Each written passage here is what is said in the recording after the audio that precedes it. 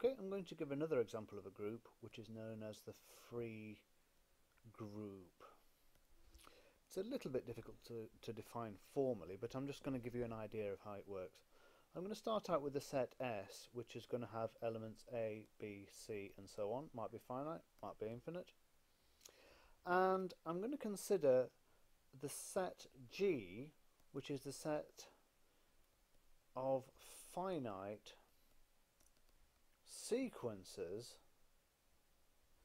of members of S and their inverses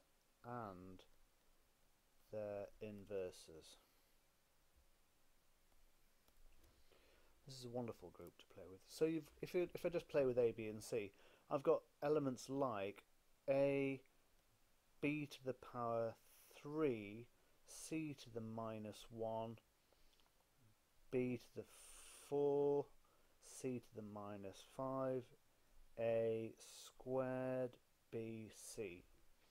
That's a nice little element there. That's in my set G, and so on. I could define it recursively if I wanted, but I'm sure you get the idea.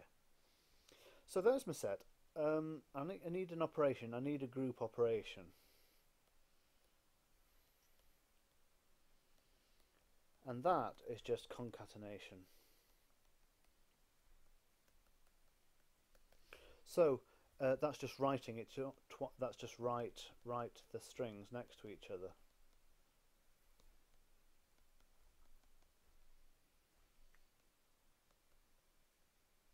Straight away you'll see this group here is not abelian, because AB is not equal to BA. Okay, so it's got non-abelianness built in. Well, we better verify that it's a group. So the first thing, closure. Yes, well, of course it's closed, because if I get a string and another string, then that's just equal to a long string. So if I multiply AB by C to the minus 1 dA, then I just get AB C minus 1 dA. I'm assuming in all this that we're using reduced form. So what that means is that if I've got a string that looks like AB, B minus 1, D, well, I can cancel those guys out. I can cancel the B's out, and that's just equal to AD. So I'm assuming that we're using reduced form. And of course that kicks in if you've got an example like this, where you've got AB times B minus 1D, and that would equal just AD.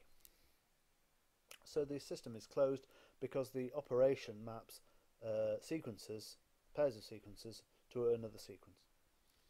Neutral element, yep, the empty string.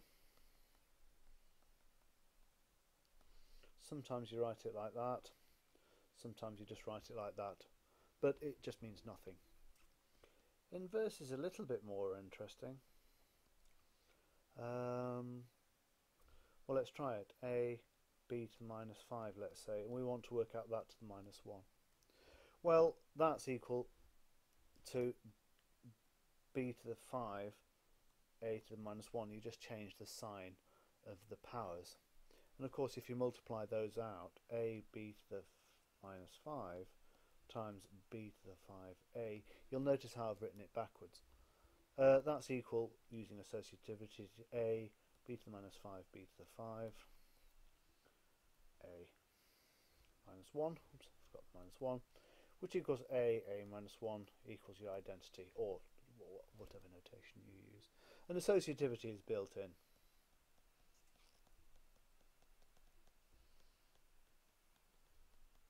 But a precise statement of that is a little more tricky than you might expect. Okay, I'm going to stop there.